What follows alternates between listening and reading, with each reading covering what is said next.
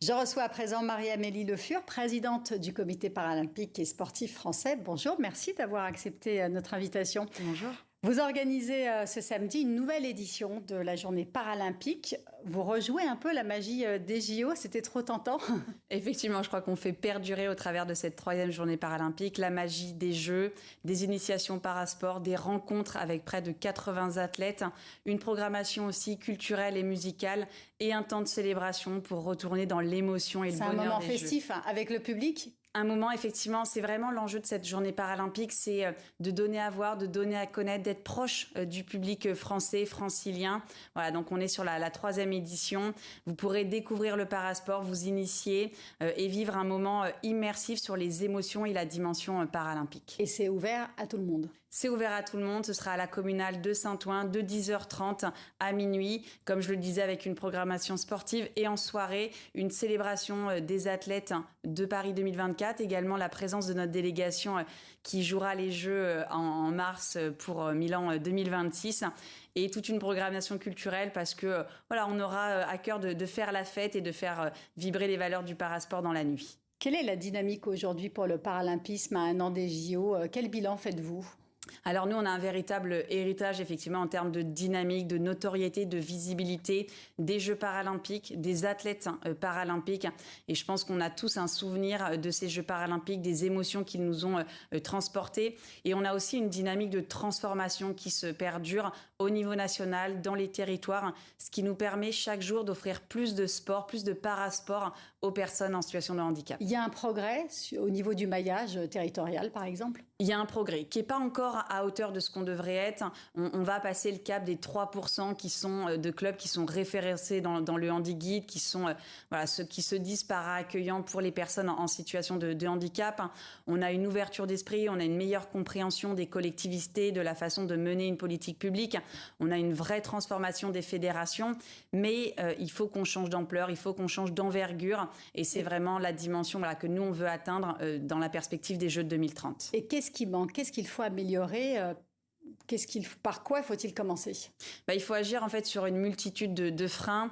Vous avez la question de l'ouverture du champ des possibles des personnes en situation de handicap, donc de continuer à apporter ce message que oui, le sport, il doit faire partie du parcours de vie des personnes en situation de handicap, qu'elles vivent en milieu ordinaire, qu'elles vivent en établissement, qu'elles soient jeunes, plus âgées, vieillissantes. Voilà, ça doit être une réalité au quotidien. Il faut aussi agir sur l'offre de proximité, faire en sorte qu'on ait plus de clubs qui se convertissent, qui se sentent en capacité d'accueillir des personnes en situation de handicap. C'est le sens de notre programme Club Inclusif. Mais il faut aussi agir sur cette impulsion et faire en sorte que dans l'éducation nationale, dans le corps médical, on incite un peu plus la pratique sportive auprès des personnes en situation de handicap. Et j'imagine qu'il y a une dimension budgétaire aussi financière. Est-ce que les comptes sont bons? Non, les comptes, ils sont inquiétants pour 2026, je vais pas vous le cacher. On a réussi effectivement en 2025 à stabiliser le budget du haut niveau, le budget qui est à destination des athlètes paralympiques qui se préparent pour les prochains Jeux. On devrait être sur la même dynamique en 2026, mais l'inquiétude, elle se porte plutôt sur le développement du sport, sur l'accès au sport de toutes et tous. Et là, il faut des financements. Là, il faut des financements, à minima une stabilité du budget 2025, voire effectivement une impulsion un peu supplémentaire sur une politique publique qui nous semble essentielle parce qu'on peut vraiment travailler l'émancipation de notre société, l'inclusion des personnes en situation de handicap par le parasport. Et c'est compliqué de mobiliser le secteur privé, par exemple? C'est compliqué dans cette année 2025. C'est compliqué dans le contexte budgétaire dans lequel on est, où l'instabilité politique ou l'instabilité financière fait qu'on voit des acteurs privés effectivement qui se recentrent sur leur activité première et qui, dans leur démarche un peu sociétale, leur démarche d'accompagnement sur le marketing, ont une petite dynamique de retrait en 2025. Donc, charge à nous en tant qu'institution effectivement d'entretenir cette dynamique et de démontrer que tant les fédérations que les athlètes ont besoin du secteur privé pour faire rayonner le sport dans sa globalité, c'est-à-dire le haut niveau, mais également le développement de la pratique. Il faut encore changer le regard. Vous pensez que ça joue aussi, parce qu'il y a ce moment de fête, de communion pendant les JO, mais les JO terminés, comment ça se passe? Eh ben, ça se passe que les Français, ils gardent un souvenir des Jeux paralympiques. Ils gardent un souvenir positif du handicap. Et grâce à ça, ils changent leur regard. Ils perçoivent le handicap différemment. Et ils comprennent aussi un message essentiel qui est que, oui, une personne en situation de handicap, elle comporte des compétences. Elle est vectrice d'énormément de capacités dès l'instant qu'on la met dans un environnement qui lui est adapté. Et c'est ça le sens des Jeux paralympiques. C'est ça le sens du cécifoot, de la boccia. C'est de démontrer que quelle que soit notre typologie de handicap, quelle que soit sa sévérité, dès l'instant que l'environnement dans lequel on évolue, il est adapté, on peut être performant. Donc ça doit maintenant se ressentir dans l'école, dans l'entreprise et finalement dans la cité au global.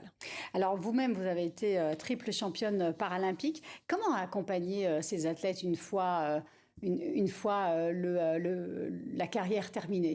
Alors il y a beaucoup de projets autour effectivement de la reconversion des sportifs de haut niveau, mais ce qu'il faut comprendre, c'est que vous changez pas uniquement de métier quand vous arrêtez votre carrière sportive, vous changez d'identité sociale, et ça a un impact qui est considérable. Donc l'idée, voilà, c'est vraiment que cette transition, elle se fasse en douceur, qu'on accompagne bien évidemment le nouveau projet socio-professionnel de l'athlète d'un point de vue métier et professionnalisation, mais il faut aussi accompagner ce changement identitaire avec peut-être un accompagnement plus sur les aspects psychosociologiques de cette transition de l'athlète de haut niveau, qui est un sujet qu'on n'a pas forcément évoqué sur les années précédentes. Merci beaucoup Marie-Amélie De Fur d'avoir été notre invitée.